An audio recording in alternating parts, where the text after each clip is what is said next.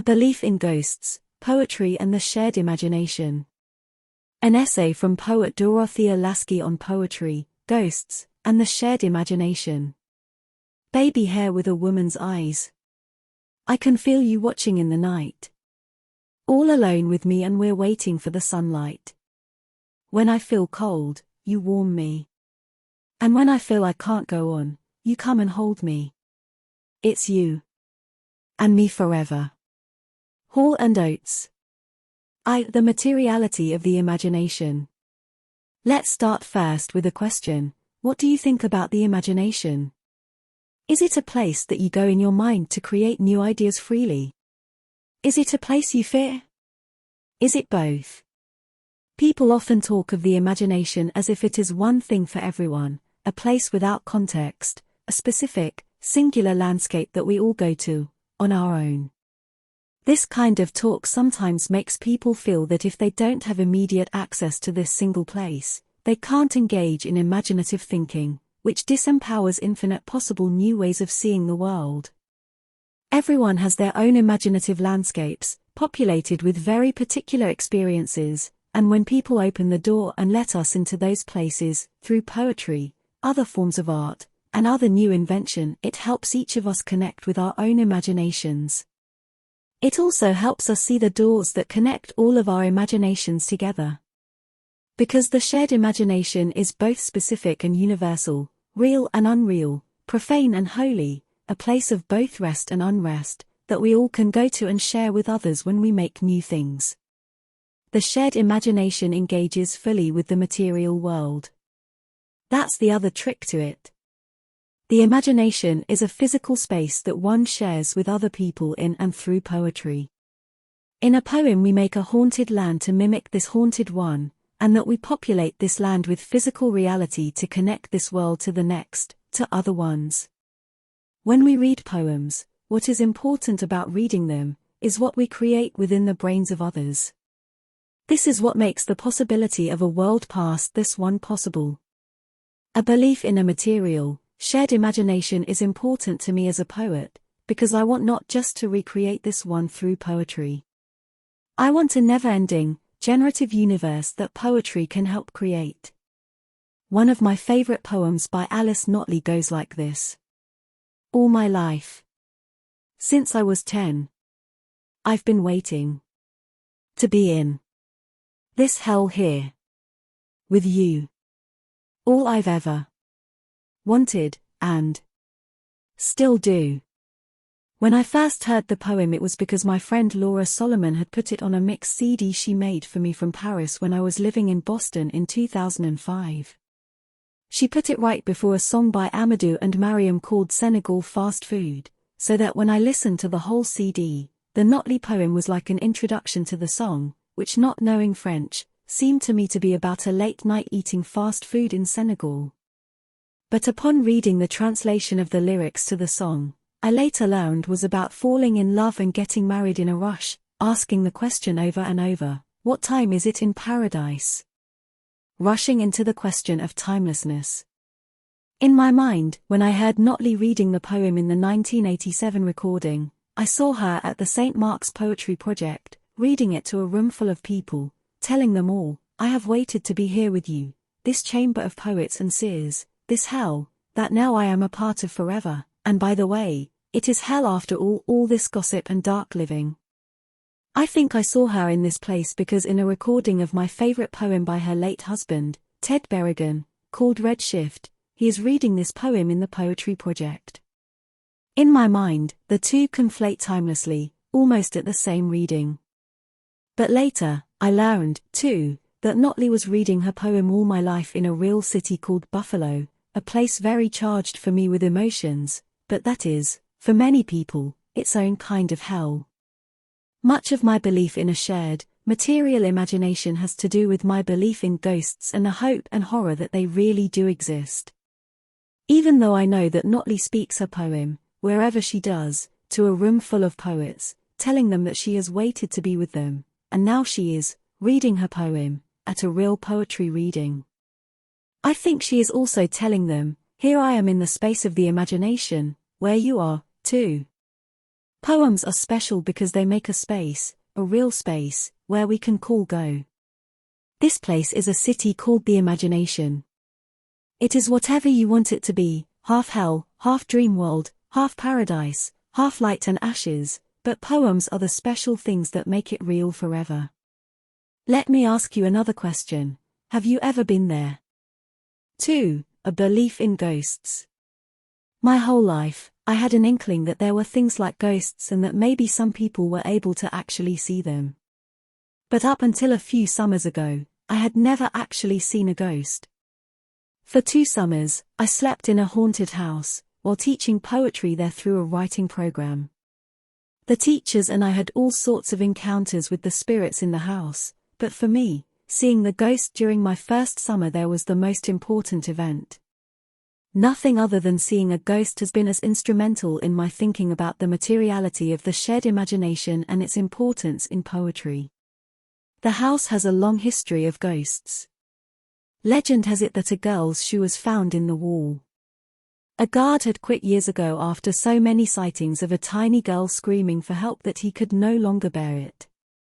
While I stayed in the house with other teachers and friends, we all heard children running through the ceiling of the abandoned rooms upstairs, screams and voices, computers charged for no reason, locked windows that blew open, hidden pills, broken cabinets, and misplaced plastic necklaces.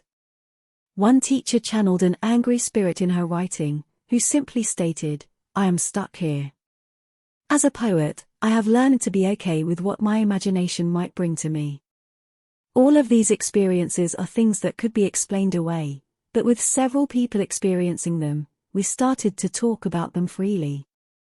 When some visiting artists came to stay at the house for a few days one summer, we shared the stories with them, too. Most people I choose to tell about my belief in ghosts are believers or at the very least susceptible to the idea. I am careful not to tell people who are going to laugh it off or call me crazy. As a poet, I have learned to be okay with what my imagination might bring to me. When people call other people crazy, I don't get mad, I get bored. When people tell me ghosts don't exist, I just get bored. Laura Kelly Luter, a famed devil hunter, who has devoted her life to looking for the physical evidence of a being lovingly called the Jersey Devil, has written of non-believers in her plight. Until someone proves that there isn't something out there, I will continue to believe that there is, and I will also continue my efforts to find proof that the Jersey Devil does in fact exist. So there.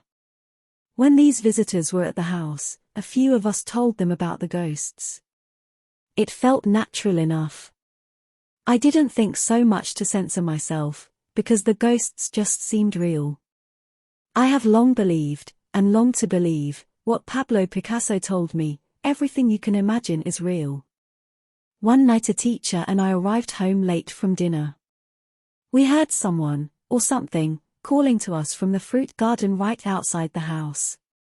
I thought I had heard, "Dottie, come here." We got very scared and ran in the house, clutching our fashion-forward neon leather purses to our chests. We talked each other into going back out and seeing who was there. "Who is there? Who is there?" my friend shrieked. We heard it is Adeline. Adeline was an old owner of the house. We walked into the garden with shaky knees only to find not the apparition of Adeline, but the visiting artists laughing at us. I didn't find it funny. One of the visitors, let's call him Demon from now on, proceeded to tell me I needed to see a psychiatrist. After about 2 minutes, I realized I wasn't going to be able to control my anger in any sort of good way, so I went inside, happy to be in the arms of the real ghosts in my room, not among the placid thoughts of living demons. Samuel Johnson has said of ghosts, "It is wonderful that 5,000 years have now elapsed since the creation of the world, and still it is undecided whether or not there has ever been an instance of the spirit of any person appearing after death. All argument is against it, but all belief is for it. All arguments, logical and steeped in what we know of science, can easily refute any belief in ghosts. The most salient argument that ghost believers have is that they have seen one. And the imaginative space of a being having seen something, let alone a dead spirit, is not something that we ever fully believe in. But why not? As a poet, I think a lot about belief and in the belief of what my mind will bring to me. There are a lot of things that enter my mind that I choose to translate into language. All poems contain images, and these images have been in the poet's brain and hang in the balance always, to be given to the reader upon reading. And in a poem, images have weight so that you cannot help but believe in them. Emily Dickinson has said of belief, "On the subjects of which we know nothing, we both believe, and disbelieve 100 times an hour, which keeps believing nimble." The thing about ghosts is that once they have entered your imaginative space, there is no way not to believe in them. As I mentioned, I once actually saw a ghost. 3. The sighting of the ghost. The poet, John Weenus, wrote, "I can only say real happiness yields from the world of poems. And its practitioners are secret, sacred vessels to an ancient divinity." As I mentioned before, I think poetry is special because it connects us to the imagination, another world, or perhaps the other world, which is a physical space that poems interact with and encounter. In his book, The Imaginary, Sartre writes that when a writer creates something, he or she has visions, and that these visions are made into a very real space in the brain.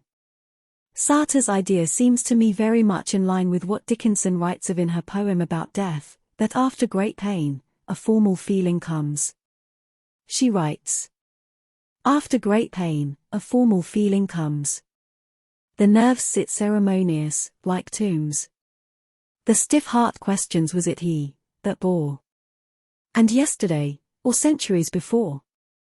The feet, mechanical, go round a wooden way of ground, or air, or aught. Regardless groan. A court's contentment, like a stone. This is the hour of lead. Remembered, if outlived. As freezing persons, recollect the snow. First, chill, then stupor, then the letting go." As Dickinson writes, when a person dies, after pain, comes the formal feeling of cold, to let go of the person as a being, into a space where all voices commingle, as freezing persons, recollect the snow. To have a vision of a feeling is a type of formality. Perhaps poets are the beings on this earth that can go into the freezing place and bring out the pieces of snow. Something that Bernadette Meyer appropriated for her translation of Catullus No. 48, which she describes as a formal field of kissing, of being in love, a place where one kiss is never enough, where one kiss is just never enough snow. I think the formal field is the land of light and ashes, a place of visions, a place where, as Jack Spicer wrote about in his lecture, Dictation and a textbook of poetry, the dead speak from, where a poet receives radio messages from, a place which, as he writes, might be an outside, an ID down in the cortex which you can't reach anyway. Galaxies which seem to be sending radio messages to us, with the whole of the galaxy blowing up just to say something to us. In comparing himself rather snarkily to Byron, Keats wrote, "He describes what he sees, I describe what I imagine, mine is the hardest task." I tend to agree with him. When I first got to the house the first year, I couldn't sleep for about 2 weeks. Maybe I slept an hour or two here and there. I couldn't sleep, because I felt certain something was in the room with me.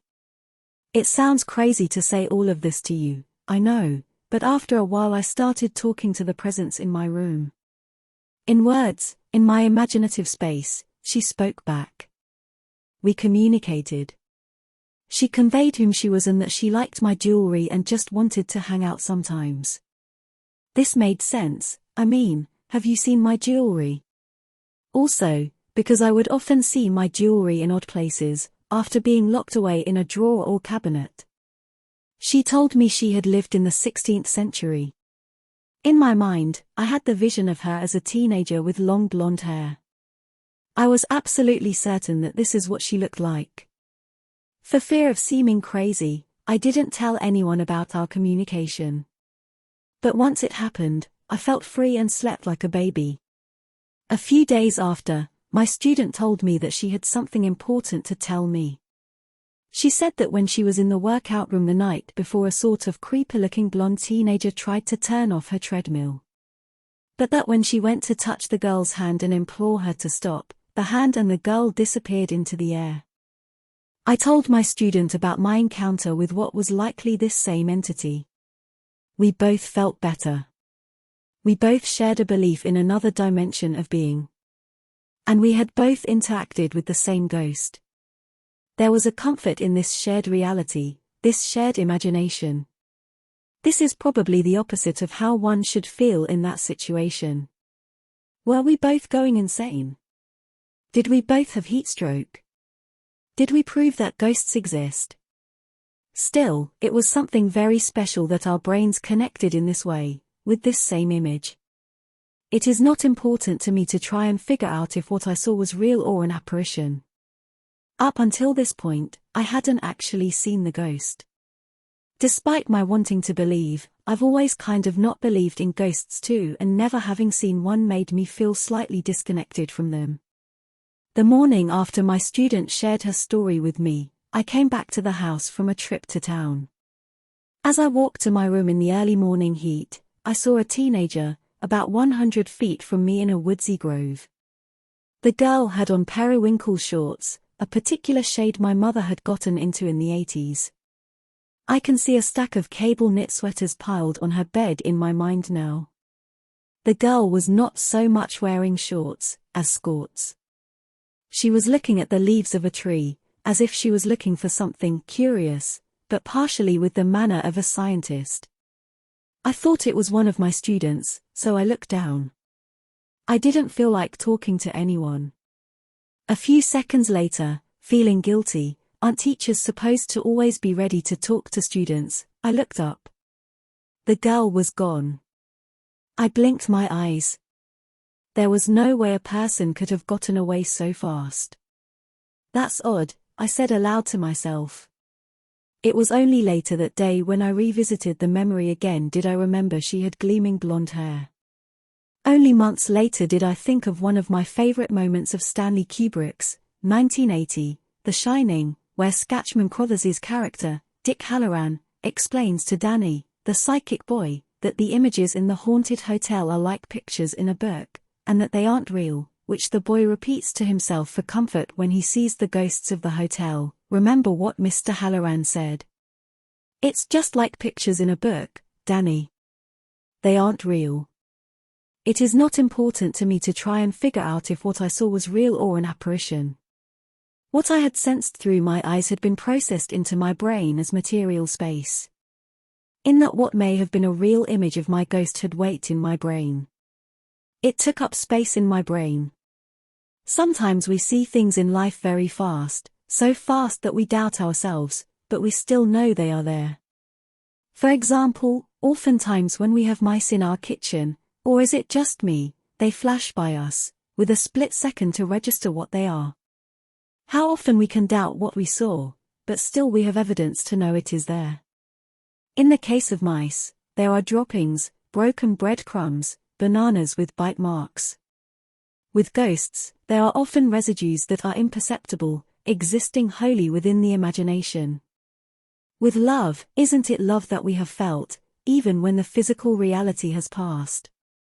Still, love is felt so clearly and never-ending without sometimes so much as a sight of the beloved. We don't need to see or touch a person to love them until the day we die. Just ask someone who has lost a person they have loved to refute this. 4. Poetry needs a belief in a shared, material imagination. You can't always see what you hold in your imagination, but imagination is deeply felt. Poetry has the ability to have us interact with the imaginary, because words together in the space of a poem make new realities. They make all the illusions of the imaginary real through language. In his book, The Double Flame, in an essay called The Kingdoms of Pan, Octavio Paz explains that poetry is always about an embodied imagination, of making the unreal, the almost real, actually real. When we dream and when we couple, we embrace phantoms. Each of the two who constitute the couple possesses a body, a face, and a name, but their real reality, precisely at the most intense moment of the embrace, disperses in a cascade of sensation which disperses in turn. There is a question that all lovers ask each other, and in it the erotic mystery is epitomized: who are you? A question without an answer. The senses are and are not of this world. By means of them, poetry traces a bridge between seeing and believing. By that bridge, imagination is embodied and bodies turn into images. And while any kind of thinking makes the imagination embodied, it is the holy space of a poet's projected imagination, a space where new language can create new words that does so poignantly. Many years ago, as my father was suffering from Alzheimer's, which he later died from, he would often go into a trance and say that he had been talking to his brother and father, who had both died decades earlier. Everyone around us, all the doctors and nurses, said it was a psychotic break of the disease, that what he thought he saw was the residue of his long-term memory, breaking down and making him think the past was the present. They would give him something like the drug Abilify and he would quiet down. But who is to say that he didn't see his brother again? Who is to say that his long-term memory wasn't a thing being eroded away by the disease, but a space he was visiting, which he could visit again, one day soon, for an eternity? In the same 1965 lecture I mentioned above, Spicer wrote of Yeats' wife George's encounter with the spirits, how one particular occasion she got possessed by spirits and Yeats was able to speak directly to them. When Yeats asked them, "What are you here for?" they spoke to him through her and said, "We're here to give metaphors for your poetry." A generous set of ghosts that knew Yeats. But I think that all spirits in the spirit world are generous, when you met them in the space of the imagination within a poem. Does a material imagination make a visionary poetry? I am not the only poet to have ever actually seen an apparition. Many years ago, I remember reading an anthology of sorts on visionary poets. In the book, there was a story of Blake and how he saw angels in the trees, as a kind of physical reality of angels. When we see, we perceive that the thing we see has weight, especially if it is a person-like thing, like an angel. To have a vision of something, to perceive in a visionary way, is to in some way assume that what we see is real, or weighty, is affected by gravity, is material. Blake saw the angel, believed that he saw it, and it changed him. It created a space in his mind for the angel to go. He wrote poems about it, with new words and new language and new angels from this imaginative space. We read those poems still. When a poem happens, meaning and a shared imagination happen between a poet and a reader. My favorite scene from the movie The Shining has always been when Jack Torrance, the murderous father, goes to visit room 237, the most haunted room in the whole hotel. For many reasons, most of them lifted from the recent documentary called Room 237, in which theorist Jay Weidner asserts that the movie is Kubrick's confession of how he helped to fake the moon landing films. This room is always what I think of now as the moon room. When Jack goes in the room, there are very slow shots as he travels up the space the room. The camera focuses on the loud and beautiful purple and green carpet, with its radiating phalluses, the neon lilac couches, black and white bedspread and very mundane hotel wallpaper. Although slightly stylized, the room feels very real and deeply felt. Next he finds himself in the mint green and gold bathroom, where he encounters the ghost of a murdered woman. She is in the bath, and slowly pulls back the slightly opaque clear shower curtain, to reveal her body, naked and statuesque, and she gets out of the tub and moves towards him.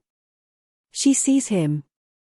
I was recently on a tour of a collection of art objects in a very old museum, and the art historian who gave the tour was talking about some of the portraits, about how now we might have a portrait on the wall today, but in the past people kept cloaks or cloth over their portraits. It was thought that a portrait or art object was not something that you looked upon daily, because the act of seeing, of vision, was bidirectional. So, that when you looked at something, it looked back at you, and changed you. I think in this way that a vision has viscera. That the bidirectionality of the seeing one to the thing being seen means that all vision and imaginative space created between the two things has weight. When the ghost in room 237 looks at Jack, she starts to charm and mesmerize him. He becomes transfixed by the eroticism of the scene and forgets the possibility that she isn't a living being, that her image isn't real. He never heard Mr. Halloran say her image was just like pictures in a book. She uses the bidirectionality of their interaction to get him to move towards her. It is more than mere seduction, between ghost and living being. It is the magnetic pull of faith that he has in his imagination through either his erotic feelings, her supernatural allure, or her intent. It is a mix of this magic spell. Everyone knows how this scene ends. As he kisses her, she reveals herself to be an old crone, then a corpse, and laughs in his face at his faith in his own stupidity. Still, even in her decay, she is deeply felt in our imaginative spaces. She exists as some force and we see her and hear her, as she chases him out. There is a materiality to her presence, whether only in Jack's mind or our minds now. I mean this, even though she is just a projected image on a screen. She exists, in some dimension, in some version of real space and time. My reading of Søren Kierkegaard's Fear and Trembling is that the book is really about 3 levels of perception of the realms of being: aesthetic, sensual, moral, and spiritual. Most people go the 3-step path. An aesthetic or sensual experience leads to a moral understanding, which leads to an interaction with the spiritual world.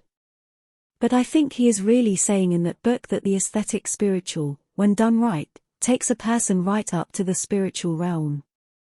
That when we make a truly beautiful piece of art, we make a fast train into the land of spectres. When a poem happens, meaning and a shared imagination happen between a poet and a reader. The poem is the testimony. The poet and reader are in mental and aesthetic and then spiritual communion. 6. What about reality that is not real? What about poetry? I have always loved the poem Song of a Man Who Has Come Through by D.H. Lawrence. Not I, but the wind that blows through me. A fine wind is blowing the new direction of time. If only I let it bear me, carry me, if only it carry me. If only I am sensitive, subtle, oh, delicate, a winged gift. If only, most lovely of all, I yield myself and am borrowed by the fine wind that takes its course through the chaos of the world. Like an exquisite chisel, a wedge blade inserted. If only I am keen and hard like the sheer tip of a wedge, driven by invisible blows. The rock will split, we shall come at the wonder, we shall find the Hesperides. Oh, for the wonder that bubbles into my soul. I would be a good fountain, a good wellhead. Would blur no whisper, spoil no expression. What is the knocking? What is the knocking at the door in the night? It is somebody wants to do us harm. No, it is the 3 strange angels. Admit them. There is a lot to say about it, but, of course, what I have always loved the most about the poem are the 3 strange angels. Who are they? The word strange doesn't really tell us much about who these angels are.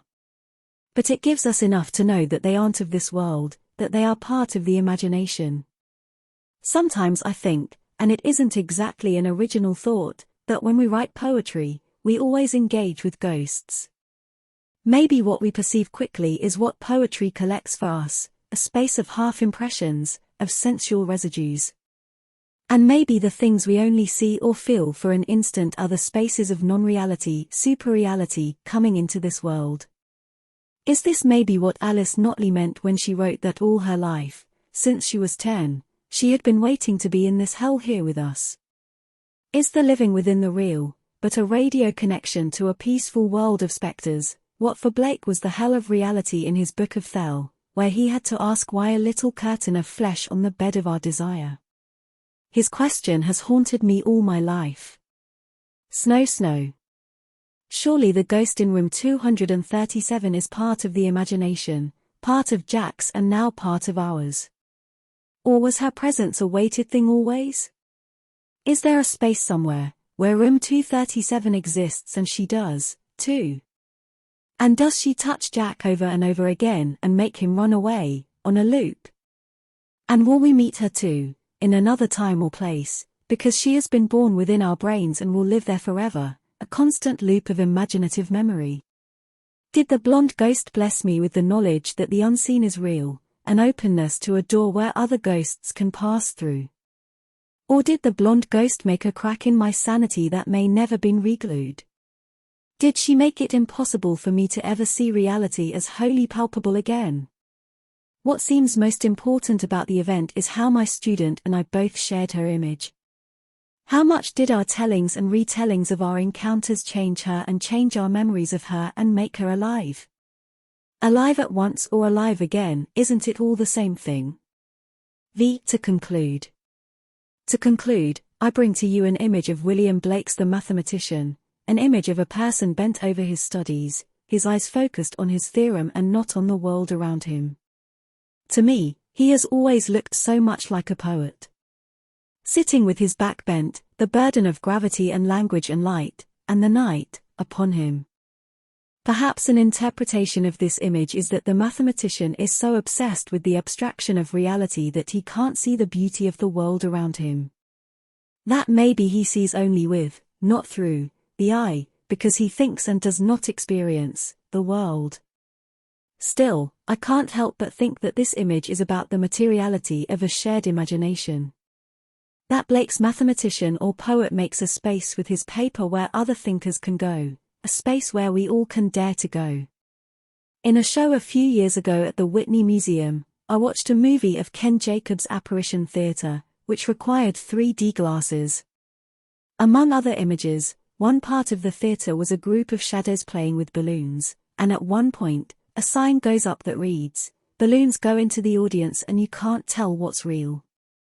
Even though I knew they were not real balloons, I held my hands out to catch them as they bounded towards me. It was the magic of wanting to see the boundary between the real and unreal dissolved. To see the curtain of flesh on the bed of my desire lifted once more. The imagination is a space where things can go. Where we make things up and share them with others. But the imagination is not a vortex to suck the world up, like the annihilation of death. The imagination is a holy space where things can live forever. Maxine Greene, in her Releasing the Imagination, writes of the imagination. The way things are for our life and body allows us only a partial view of things, not the kind of total view we might gain if we were godlike, looking down from the sky. But we can only know as situated beings. We see aspects of objects and people around us, we all live in a kind of incompleteness, and there is always more for us to see.